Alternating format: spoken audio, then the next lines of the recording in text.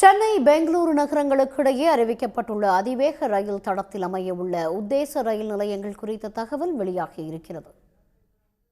2026-27 நிதி ஆண்டுக்கான பட்ஜெட்டில் டெல்லி, வாரணாசி, மும்பை, புனே, சென்னை, பெங்களூரு உட்பட 7 அதிவேக ரயில் வழித்தடங்கள் அமைக்கப்படும் என ஒன்றிய அரசு அறிவிப்பு வெளியிட்டுள்ளது. இதில் சென்னை, பெங்களூரு இடையே 306 கிலோமீட்டர் தொலைவுக்கு அமைக்கப்படும் அதிவேக ரயில் தடம் குறித்த தகவல்கள் வெளியாகியுள்ளன.